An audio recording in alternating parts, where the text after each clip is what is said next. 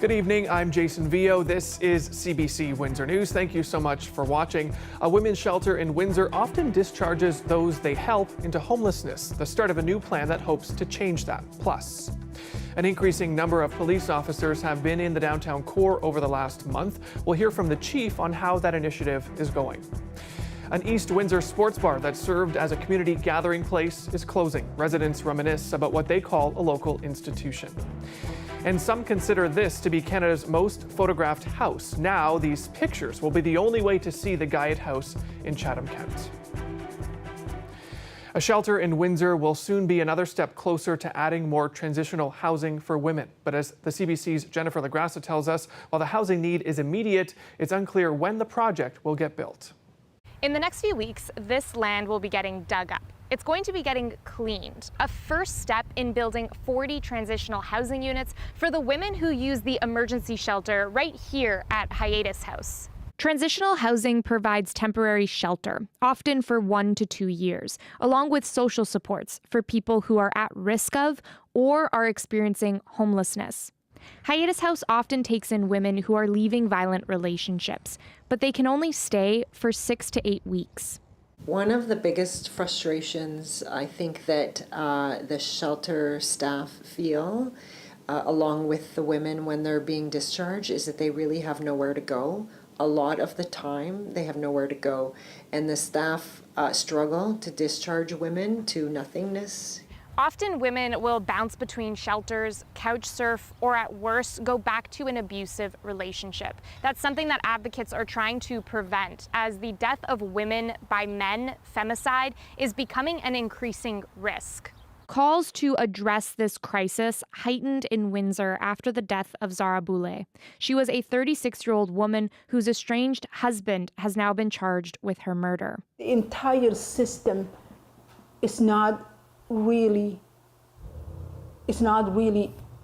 set up to work to work for women that are trying to get out. Across the city, there's very little transitional housing for women and families. The women we're hearing from them that they don't want to be discharged, they want to stay because they don't know what's next in their lives. And sometimes they want to make the change and they're ready to make the change, but we can't help them make that happen because there's nowhere for them to go. Women leaving a violent, abusive relationship have often been forced to stay in that relationship because they didn't have the finances to be able to leave. So if somebody actually makes it to an emergency shelter,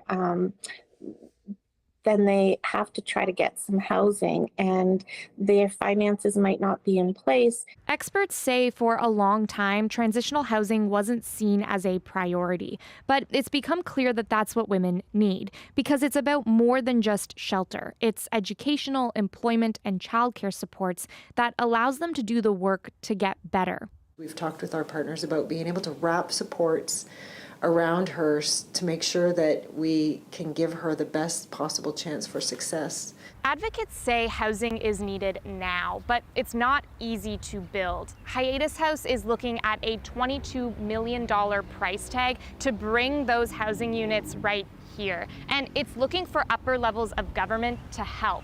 Until then, it's really unclear when this housing will become a reality. Jennifer Lagrassa, CBC News, Windsor. Essex Windsor EMS employees have a new contract to look over. The county has reached a tentative deal with the union. Negotiations first started in March of last year. Now, this 4-year contract still needs to be voted on by members. It will start retroactively on April 1st, 2022, if approved by the membership. There's 300 paramedics and staff that will vote on the deal. The county is not releasing details about what is being offered right now. They expect to vote in the coming weeks. Windsor's police chief says the perception of an unsafe downtown is wrong. Those comments made as the service provides an update on a new policing initiative in the city's core. The CBC's TJ Deer joins me live now to talk more about this. So TJ, how is the program going? Well, Windsor Police increased presence in the downtown area earlier this month for 3 days, a focused approach to policing the downtown area. Now, this initiative included the presence of the problem-oriented police unit and nurse police teams created in partnership with Windsor Regional Hospital, as well as mobile crisis response teams. And Chief Jason Belair said the nurse police teams have been successful. One of the most important things we're doing with the nurse police team is we're able to prevent or at least mitigate that logjam of people that are going into the emergency department on any given night. That's been very important because it has that cascade effect for the other first responders. And I've said it before, our paramedics, in my opinion, are some of the hardest working people we have in our community, and the least we can do is try and offload some of the work that the paramedics are doing. Even if it's so that they can respond to more urgent emergencies, and get out of that sort of hamster wheel of requeuing on the same issues, the same calls for service. Now, the downtown initiative came after a young man sustained life-threatening injuries late last month. All 5 suspects in that case have been arrested. So, TJ, what is the status of crime in the downtown core? Well, Chief Belair said that crime has reduced in the downtown area over the last little while, but he didn't give specifics during the meeting on how much it's gone down or when that started. He also said the perception of crime in the area is misleading. Members of the board believe that could be due to high-profile cases that have recently occurred in the core. Now, Belair said that whenever he has guests in the city, the first place he brings them is downtown and that they feel safe. He says he also goes downtown with his family, and throughout his time there, he says he's never had any problems. Now, TJ, is the board doing anything to deal with the perception of the downtown, as you mentioned? Well, the board did decide to send a letter to upper levels of government asking them to spend money on more partnerships with local non-police services. There's pilot programs in other cities where teams respond to substance and mental health issues. Belair says those teams do not include police. He said it's being looked at in Windsor, but believes police still need to be involved. I do think police have a part to play in safety, and given given what is required at any time from one of those teams, that would be a decision you would make. For instance, our MCERT team, I think they're fantastic. That's the team that's with Hotel Dieu Grace Hospital, Windsor Police. It's the Mobile Crisis Rapid Response team. That team has to have police involved because of the acuity of what they're dealing with. They're dealing with people who are acutely afflicted and they are struggling. And I truly believe that if we did not have those MCERT teams in place, that we may be increasing our risk of having a violent or fatal interaction with somebody because we don't have that subject matter expert there in the crisis worker that we rely on those teams. Now, as for the service's specific focus on the downtown core, Belair said that Windsor Police is evaluating whether or not to repeat this month's 3-day initiative. All right, thanks, TJ. The CBC's TJ Deere reporting live in studio tonight. In other news, a quadriplegic woman in Bowmanville says she's been without the daily support she needs for the past year. The situation has left her almost entirely bedridden and suffering from serious reoccurring infections. And with limited options, she says she's now considering medically assisted dying. Tyler Cheese has her story. In recent years, Rose Finley has fewer than 10 days until she's approved for medical assistance in dying, also known as MAID. The 33-year-old has been a wheelchair user since a diving accident when she was 17. Until recently, she supported her 3 young sons and hired support workers with earnings from disability advocacy work. Last year, she had to stop working due to her health. So she applied for the Ontario Disability Support Program, but it is actually easier to access medical assistance in dying than it is to access ODSP. She's been told it could take 6 to 8 months for her ODSP application to be reviewed. At the same time, approval for MAID only takes 90 days. That tells me that our government is not prioritizing the lives of disabled people, and that it is easier to let disabled people go than it is to actually give them the assistance that they need. Faced with the possibility of a downturn in her health while she waits for ODSP, Finley made the decision to apply for MAID. If I don't receive the support that I need, the outcome is the same. Disability advocates say they've heard a number of stories like Finley's. If people are even considering going for MAID because of because of poor social assistance rates, then that is something that definitely needs to be looked at. That needs to be fixed. A big part of the issue is that ODSP applicants often have no idea how long it will take to hear back. They're supposed to reach something like 80% of applicants within 30 days and issue a decision, but I'd be very surprised if they were meeting their threshold. The province's social assistance webpage says the application process may take a few months, but when CBC Toronto asked for a more specific timeline on whether or not there's a backlog of applications, the ministry responsible for ODSP declined to answer. If I don't receive the support that I need, Finley says she wants assurance that she's not going to suffer needlessly. if I get to a point where I am really sick and basically terminally ill anyways, I would like to have other options. Stop it. Stop it. She's also been trying to raise money on social media in the hope that she won't need to resort to MAID. You're a good boy. Tyler Cheese, CBC News, Bowmanville. An East End sports bar in Windsor, known as a community hub, will be soon shutting its doors. The Riverside Tavern is closing next week. Dale Molnar spoke with some patrons who are sad to see it go. My parents would have taken me there when I was probably 10.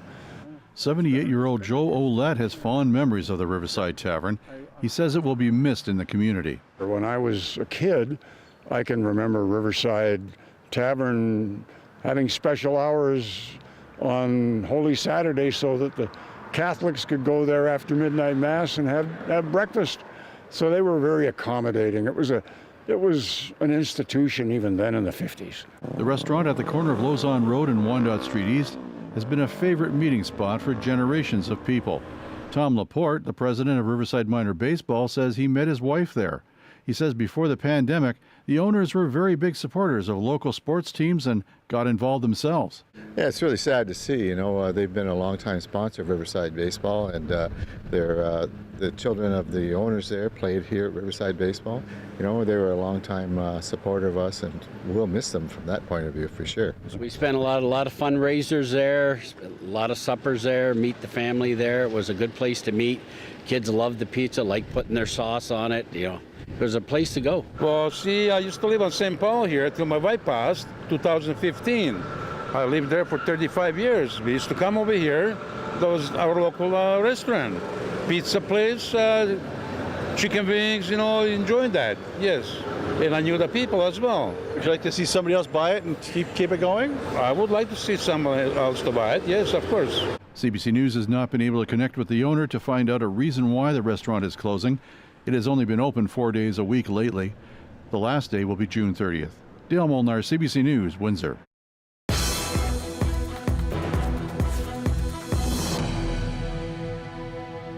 A tragic ending today as officials announce a catastrophic implosion likely killed 5 passengers on board a lost submersible.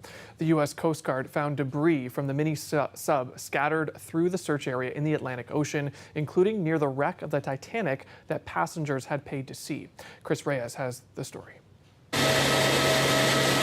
On a day when remote-operated underwater vehicles began searching the ocean floor, a devastating discovery near the wreckage of the Titanic, the intended destination of the Titan, the submersible vessel that went missing in the North Atlantic on Sunday. The debris is consistent with the catastrophic loss of the pressure chamber. Upon this determination, we immediately notified the families. Lost in this catastrophic event, CEO and founder of OceanGate, the owner of the vessel Titan, Stockton Rush, Paul-Henri Narjolet, who's considered Titanic's greatest explorer, Pakistani businessman Shahzada Dawood and his son Suleiman, and British businessman Hamish Harding. An ROV, or remote-operated vehicle, from the vessel Horizon Arctic discovered the tail cone of the Titan submersible approximately 1,600 feet from the bow of the Titanic on the seafloor. For the last 5 days, the U.S. Coast Guard has been leading an extensive multinational effort to rescue the vessel. On behalf of the United States Coast Guard and the entire Unified Command, I offer my deepest condolences to the families. The Canadian Coast Guard has been assisting since the Titan lost contact with its mothership, the Polar Prince, about 700 kilometers southeast of Newfoundland. An arsenal of equipment and personnel have been deployed, including Canadian vessels and aircraft. And we thank all of the agencies and personnel for their role in the response. We're also incredibly grateful for the full spectrum of international assistance that's been provided. According to the U.S. Coast Guard, there are currently 9 vessels at the search site and that they'll begin to demobilize them over the course of the next 24 hours. There's no timeline yet on when they'll start to call back the remote operated vehicles that have been searching the ocean floor. Officials say right now their #1 priority is to make sure the families of those lost to this catastrophic event that they're supported. Chris Reyes, CBC News, Boston. Still to come here on CBC Windsor News Live at 6. The big fireworks show happens on Monday, and the weather isn't looking so great for that night. So we'll check in with Colette Kennedy for all your weather details coming up next.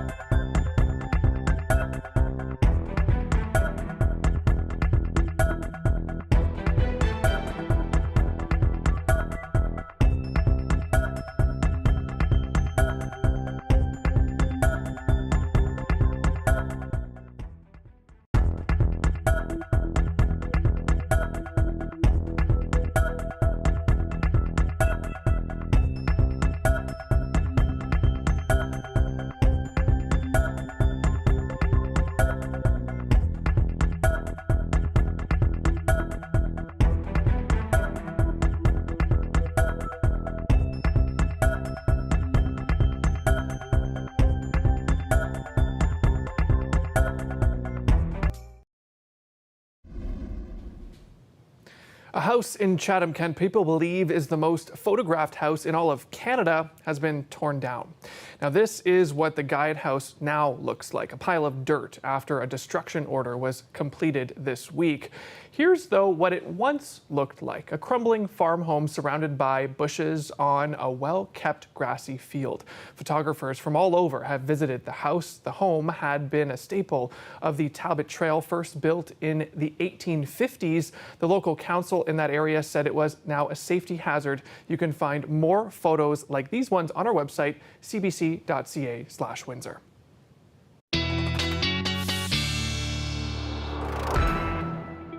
Time now for a live look at weather with Colette Kennedy. Colette, it was a cool, kind of brisk start to the morning. I must say, I popped out. I was a bit caught off guard, but it turned out to be quite a nice day.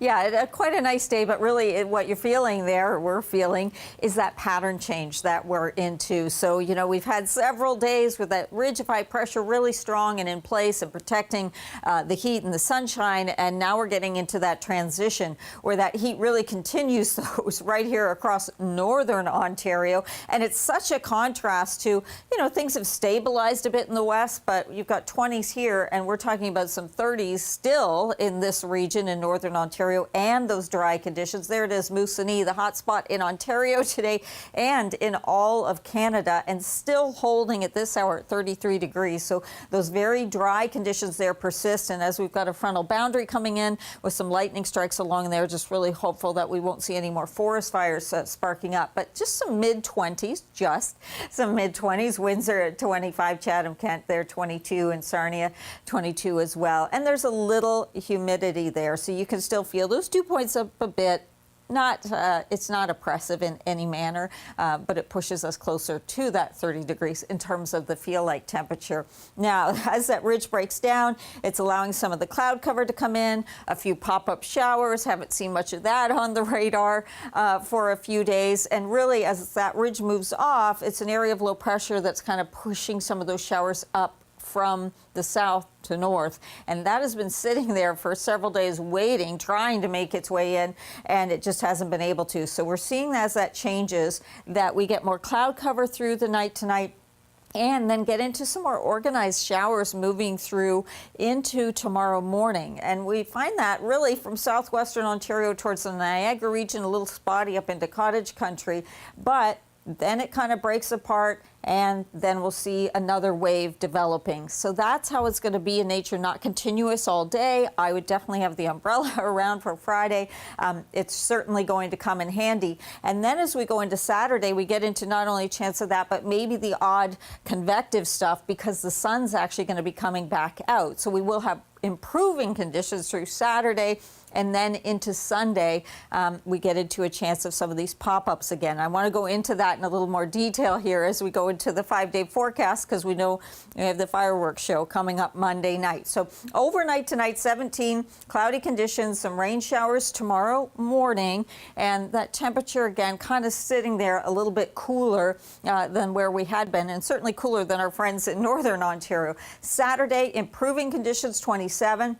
Hot and humid into Sunday, and still some of that humidity into Monday. You notice I've got 60% chance of rain showers in here. Likely, I think we'll see some showers and thunderstorms, but with the front coming through, a lot of that is convective stuff. So it happens with the daytime heating and the sunshine, and then it can wind down as we get into the later evening hours and as the sun sets. So I'm still hopeful for Monday night. There could really be some improvement there. I don't know, Colette. There's a lot of little specks of rain in that little graphic you have for Monday. I'm a little bit worried. I know, but I do want to, reassure everyone that still several days out. I mean, the pattern does look like we'll see a front coming our way, but it's several days. It could still change and be tweaked a little bit. Even so, when I look at this and what I'm seeing with my models and everything, I'm not too concerned with. There's a chance, and I'm saying there's a chance that things are going to be okay by the time we get to Monday night. The setup, that could be a little trickier. Okay, we'll quote you on that. You're not too concerned. Thanks, Colette. You're welcome. Coming up here on CBC Windsor News, we take you to Washington and check in on a visit by the Prime Minister of India. That's coming up next.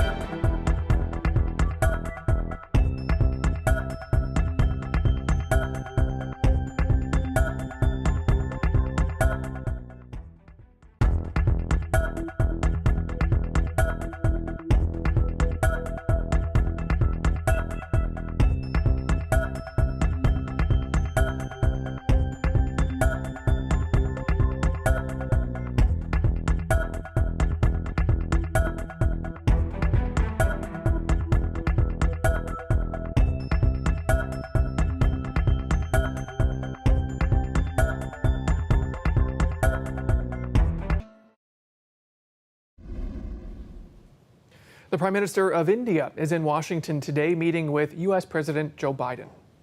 I've long believed that the relationship between the United States and India is will be one of the defining relationships of the 21st century.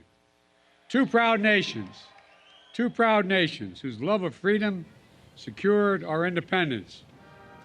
Some U.S. lawmakers question Modi's dedication to freedom. They say since taking power 9 years ago, he's rolled back political, religious, and press freedoms. Still, Biden and Modi are expected to launch new partnerships in defense, semiconductor manufacturing, and other sectors. A strong relationship with India is also key to the U.S. right now in light of its weak relationship with China.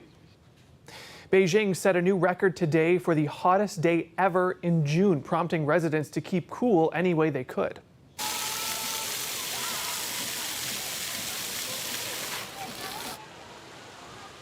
Temperatures soared to 41.8 degrees Celsius today, and officials say they'll likely remain high for the next several days. Heat warnings have been issued, and people are being advised to cut their work hours short and remain indoors. Check your change for a colorful new commemorative coin. The toonie went into circulation just yesterday to mark National Indigenous Peoples Day. For the first time, 3 different artists collaborated on the design of a single Canadian coin. They represented the First Nations, Inuit, and Métis communities residing in Canada. There are colored and uncolored versions of the limited edition toonies. Only 2 million of the colored ones have been minted. Another million are uncolored. That's it for us here at CBC Windsor News. Thank you so much for watching. For news anytime, you can head to our website, cbc.ca/Windsor. And CBC Gem is celebrating Pride Month with films, documentaries, and series that tell the stories of LGBTQ communities with the Watch with Pride collection. You can check out the exclusive Canadian premiere of the documentary Girl Like You, which explores the fluidity of gender and sexual identity and the self-sacrifice required to nurture a lover through life. That and many more titles are streaming now on CBC Gem. And again, you can head to our website for more local news, cbc.ca/Windsor. Thanks so much for watching and have a great night.